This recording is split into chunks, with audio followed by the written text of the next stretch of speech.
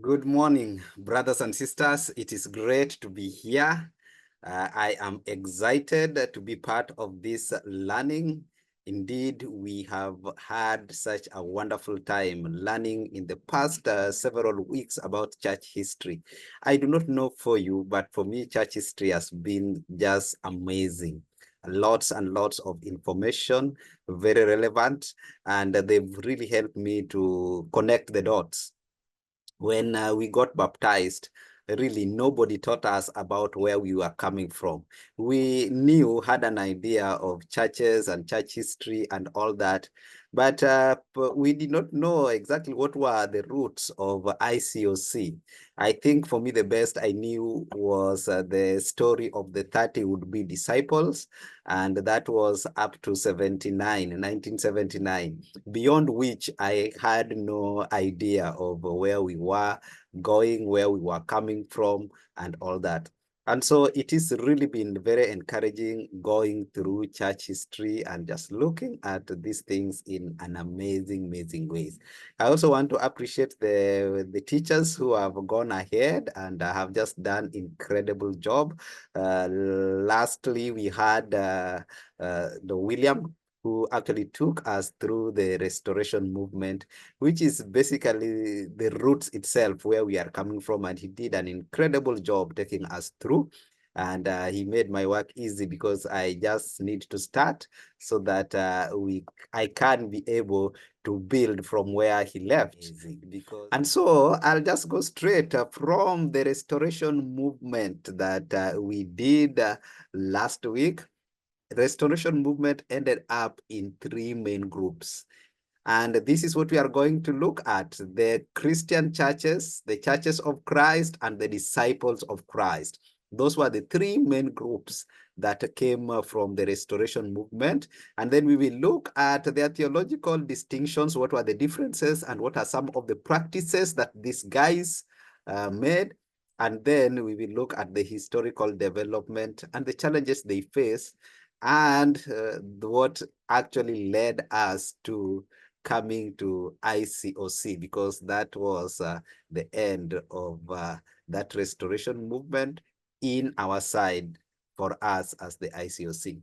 But just a few figures to remember. William took us through these guys, very prominent guys, and they played their role in the restoration movement, which also was actually what informed our movement, which is the Churches of Christ. And so we have Thomas Campbell, we have Barton Stone, we have Alexander Campbell, and we have this Walter Scott. These are guys that you need to know like the back of your hands because of their role and that they played in the restoration movement. So from the restoration movement to our church today, these leaders, as I'd said, played a great role.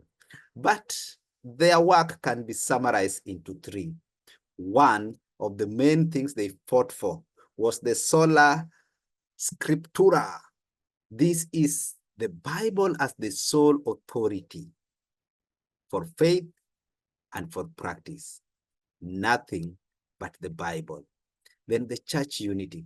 These guys were sick and tired of denominations, and they were saying that no more. We are just going to be Christians that are together and are united, and we are going to return everyone back to the basics of biblical teaching.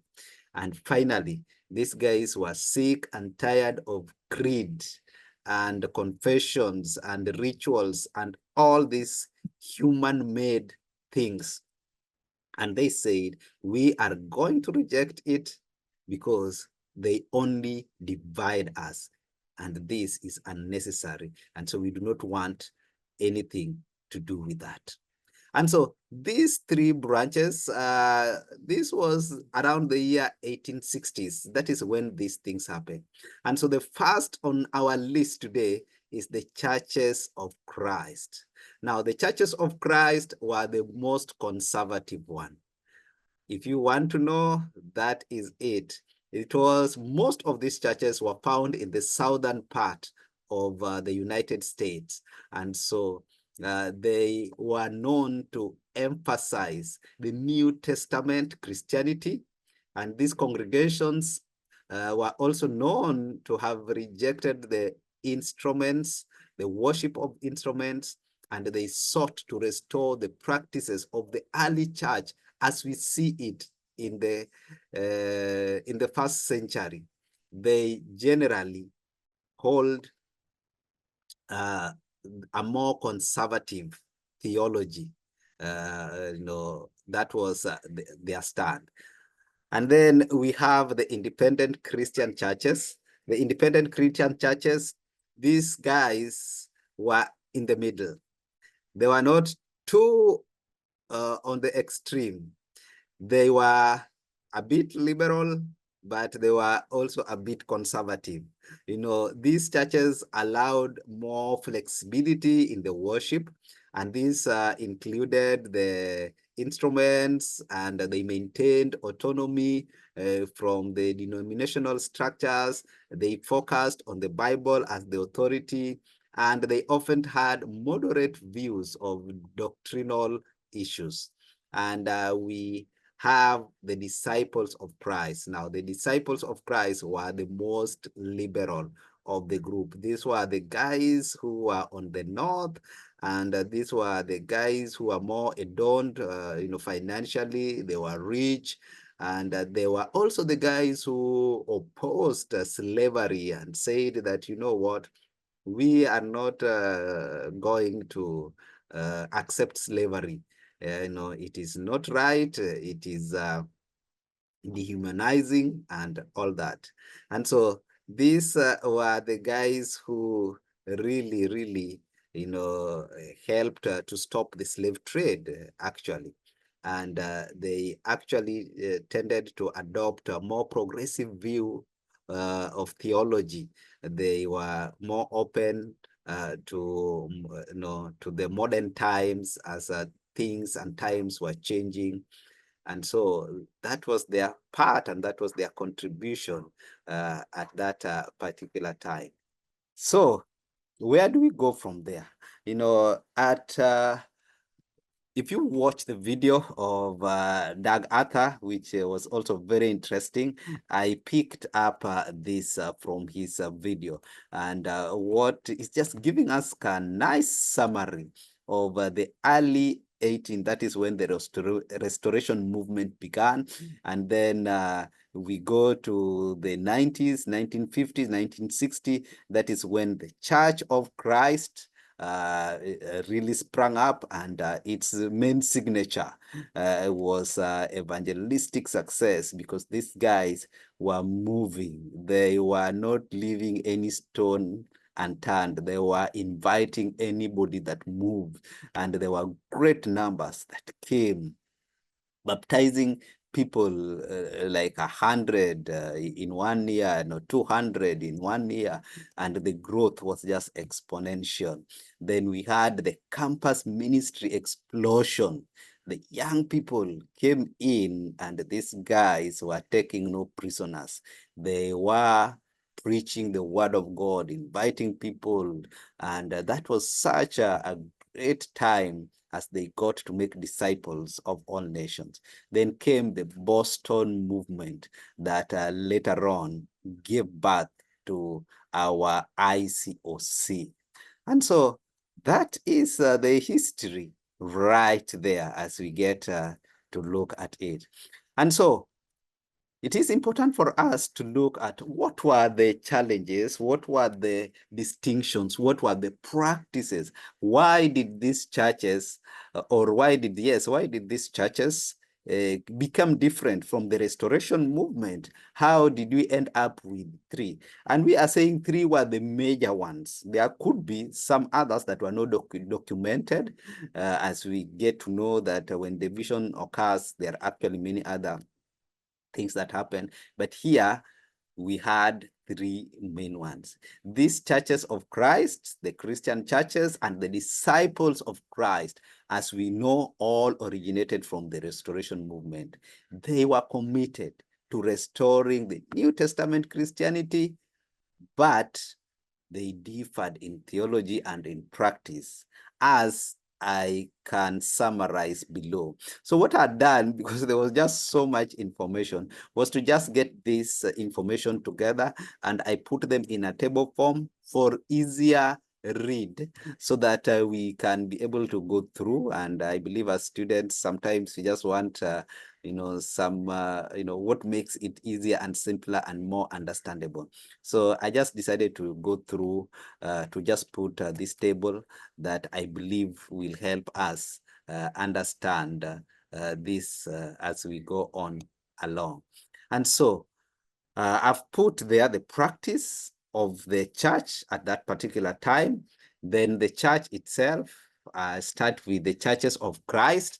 And as anytime you look at the churches of Christ, you want to get to say that is where we stem from. And so anything of churches of Christ would be of great interest to you. Then we go the Christian churches, and then we go to the disciples of Christ. So the first thing here we look at was the biblical interpretation. The churches of Christ were very strict. As I said, they were the most conservative. And they were saying, we have to practice it as it is, as we see it in the New Testament. If it is not in the Bible, then don't even tell us about it. No creeds, no confession. It is the Bible and the Bible alone. The Christian churches, on the other hand, they focused more on the New Testament, but more open to various interpretation. So these are the guys who like, okay, if the Bible does not talk about it, then we are free to put in our views right there and get to see, so long as it's not sinful. They were not very dogmatic about some of these things. And the disciples of Christ, these guys emphasized freedom of interpretation within the Christian unity. So they are saying, okay, you'd want to do it, that's okay, but how does this rub your brothers and your sisters? Can we get something that, yes, we can still practice, but we still are able to take care of the other people? So that was it on that. When it comes to worship, the churches of Christ was a cappella proper. No instruments, no nothing. In fact, they are saying that it was so intentional that sometimes these guys, in their construction of the churches, they made very slim doors, because they did not want the pianos, the big, those days they did not use these small pianos or the keyboard. The keyboards were not there. They used these big pianos that, were like no, a cupboard or a wardrobe, or these big desks, and these were uh, the organs of music. And so they made sure that the doors were too small, so that these instruments could not pass in. That is how dogmatic they were when it comes to instrument. And there was no instrument. Some churches were destroyed, or some churches were vacated if they insisted. And so this actually was a form of division amongst our churches, especially those ones who felt like this could happen. Now, the Christian churches were generally a cappella, but some congregations could use instruments. And the disciples of Christ, now these guys, then they said, let's have it on, let's have a great time, let's worship God with all the means that we can, whatever it is. When it comes to baptism, the Christian churches, the churches of Christ did what we call immersion, and immersion only, and they preached that immersion was necessary for salvation. Now, baptism cuts across, because all of them believed in immersion. So all of them believed in immersion, but the Christian churches strongly emphasized baptism by immersion, but not always necessary for salvation. So this guy is saying, yeah, it's great to be baptized, but no, you still can be a Christian without necessarily having to be baptized, because baptism really is not a prerequisite for salvation. And then we have the disciples of Christ. The disciples of Christ, they believed in baptism by immersion, practiced, but not always required for membership. So these guys, if you could be a member without being baptized. You know, for us, men, baptism, the Christian churches, you cannot be a member if you're not baptized. And I think that's what we still hold today. Membership is by baptism. These guys, no, you could still be a member of the church without necessarily being baptized in that congregation. Communion was taken weekly in the churches of Christ, and it was viewed as a memorial. In the Christian churches, weekly communion, but there was variations in understanding. And in the disciples of Christ, weekly communion with emphasis on unity and remembrance. These guys were saying, man, that a communion was not just to remember Christ, but it was also a sign of unity as a congregation. Church structure and governance, the churches of Christ, there was congregational autonomy and there was no form of hierarchy. The Christian churches, congregational autonomy with some regional cooperation. And the disciples of Christ, congregational autonomy, but with a more developed denomination kind of structure. Then we go to the role of women. Now, the churches of Christ, the role of women was traditionally limited. No women would preach at all. And I believe we took it from there. In the Christian churches, they were more open to women leadership and roles, varying from congregation to congregation. Now, in the disciples of Christ, women in leadership roles were more accepted. They were even being ministers and they could preach and do all these things. Ecumenism, this is the goal of unity. Generally, the churches of Christ were non-ecumenical. They focused on restoring the New Testament Christians, and that was it. They were not into all these societies, the Christian missions, and all these things. These were to come later, especially for us in the ICOC. But the churches of Christ are not going to do anything of the sort. The Christian churches, these guys were more open to cooperation with the other Christian groups. And so they could make some alliances here and there for the growth and the development of the churches. Now, the disciples of Christ, these guys were strong. They strongly emphasized on Christian unity, and they were thriving in ecumenical relationships. That is what they preached, they talked about, and they said that is what they would want to be part of. Okay, so what are some of the challenges that led to the division of the restoration movement? I think we can be able to just look at some of this. Okay, so let's look at what were some of the challenges that led to the division of the restoration movement. How did we end up with the 3 or even more churches from one movement that was really powerful and that was really doing a great job in restoring the primitive Christianity? Now, there are quite a number of them, but I've listed quite just a few for our learning. The first thing was the Mission Society. As I told you, there were some of them that were huge on being together, being united together. And some people are feeling, no, we cannot. These things are not in the Bible. There's nothing like missions, African missions. There is nothing like missionary societies and all that.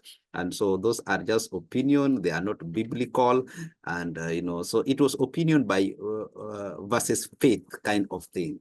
And then the other thing was the autonomy of churches. These guys, some of them believed, especially like the churches of Christ, they believed in local congregations should be self-governing. These guys should be free to control uh, their affairs, the church affairs, and they should not have any control of external ecclesiastical bodies. And other people believe, no, why not? And so because they could not agree, they said, let's part ways. So some people just believe, you know what? Christ is the head of the church, and there is no any other person that can claim to be controlling the church. And I think some of these guys were detesting the Pope staff, from the Universal Catholic Church, where Pope was the top there, and then everybody else was behind, and it was like the top bottom kind of administration. And so some churches were for the idea, some churches were not for the idea. The use of instruments, now you'll hear this over and over because that was huge, huge, huge. And I know I'd explain why it was so. And then there was civil war in the US, where the restoration movement actually began. There was civil war, and this civil war in the times of 1861 to around 1865. You know what? These things affect the church. It was a civil war, but it's split into the church. And part of the story of this civil war was the issue of slavery. And believe it or not, there are some churches that supported slavery, and there are some churches that did not support slavery. Most of the churches in the north that were the Christian churches, these guys said no. They were actually the ones who are really supporting abolition of slave trade. Now, the churches in the south, which was the Christian churches where our roots strongly belong, these guys were saying, you know what, it is okay. There is nowhere where the Bible condemns, slavery. We can have slaves. And actually, it is said that they had the largest number of slaves. And now, if you know US history, the South is more, they have a large tracts of land. These were the farmers. And so they needed slaves to work in their farms. And so they were not going to accept this issue of slavery abolition just like that. And this spilled into the church. And so there are churches who said, man, we are not going to go for this. Other churches said it is okay. The issues of unity, we've talked about it. That was something that was huge, huge, huge. And, some were promoting what? Christian denominations. Others were saying we are non-denominational and we do not want anything to do with denominations and all that. The role of women in the church was another huge one. The disciples of Christ on this matter were a bit liberal, and they were saying it's okay. We have powerful women. We can listen to them. The churches of Christ, no woman would participate in any public gathering, as even leading songs, was an issue. Now there was the generational gap in leadership. As we all know, that sometimes we have very powerful leaders, but they always don't do a good job in passing on the baton. And so what happens is you have the guys who have the conviction, and when times comes and they go, then we do not have people to take on the baton. And so there was a desperation in convictions of the people who came from the people who left it. And so these were some of the things that really, really challenged the churches at this particular time.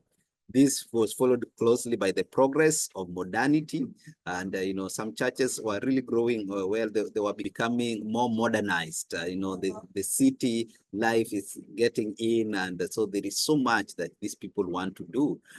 But as you know it, some people were slow to coming on board, and so that also was part of their division. Now, there was this census that was done in 1906.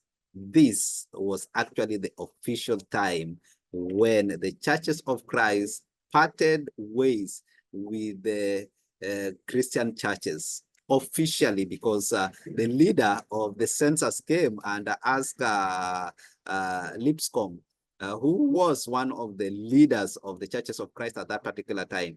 I see that, man, you guys are kind of operating very differently from the Christian churches. And I used to know you guys were one, but now you guys have an opportunity, because we are going to be doing the census, and in the census, we can actually count the Christian churches as separate as the churches of Christ. What do you think? Is that a good idea? And Lipscomb said, yeah, why not? I think we have far been divided before in so many ways, and it seems like that is the direction.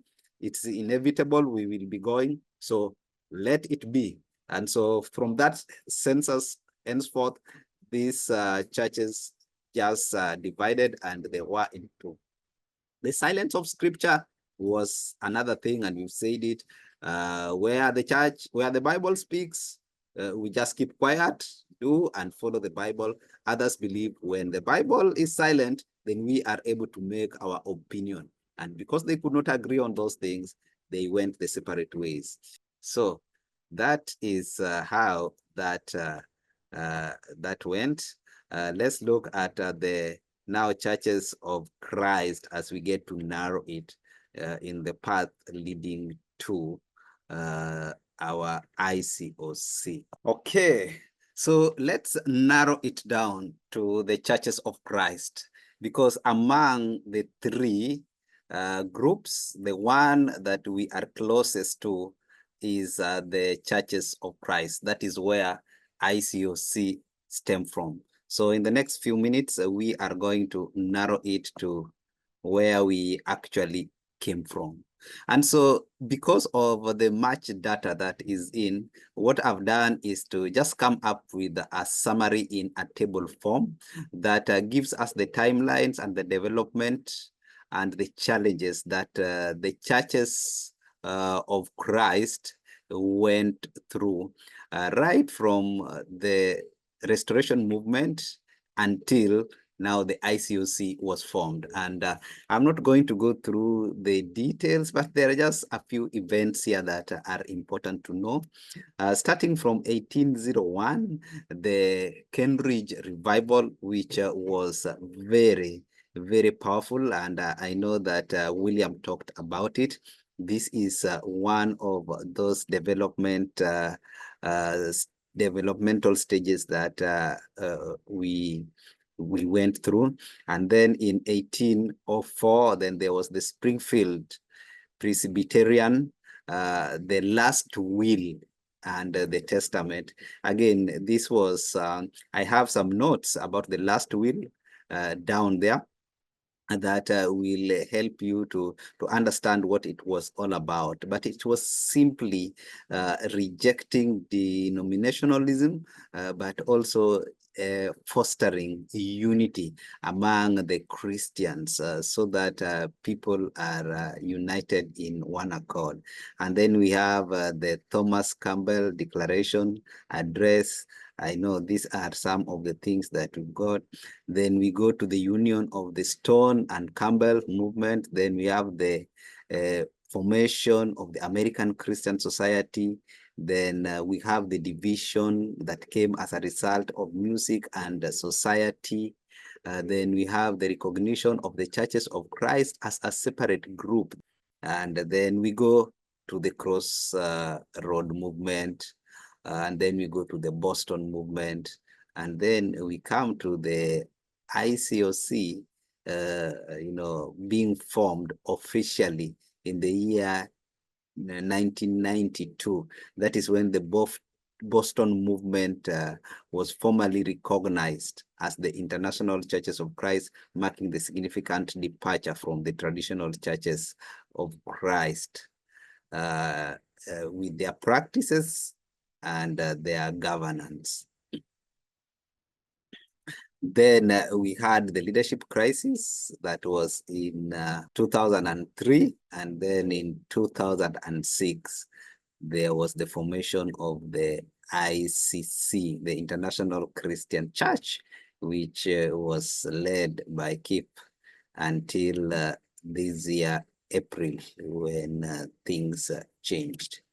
So that is the history of the of the Churches of Christ. I believe that Jared is going to take us through the details of the ICOC, beginning from where it all began to where it ends now. And so here is another brief summary. I like operating with the tables because it just gives you, in a snapshot, it gives you just at a glimpse what it's all about. So I've just narrowed from the crossroads, basically from the restoration movement. Then we go to the crossroads, and then in crossroads, this is where Chuck Lucas was prominent, and Chuck Lucas becomes campus minister that exploded. And then from there, we have the crossroad movement. And then we go to the Boston movement. And then from Boston movement, we go to the International Churches of Christ. So again, we start from restoration to the crossroads. And then from the crossroads, we go to Boston. And from Boston to ICOC. Maybe ICOC now split to ICOC and yeah. So that is how it is. And I believe that that is it. You can also look at these other details that basically a summary of what we've been able to look at. And so it's really not much, very interesting stuff right here. We can go through it. So our assignment for the week is looking at the Boston movement by Doug Arthur. I believe that is something that will be of great interest as we read through. And then having the discussion. The discussion would be what you have gleaned from watching Doug Arthur's video. Basically, you need to watch Doug Arthur's video, and then we can have that discussion. Otherwise, that is it I have for you. We can go to the next session of Q&A. I hope you've been enlightened, but not just being enlightened that something has been stirred in you to go and read, because there is so much to read about what we are talking about. Amen.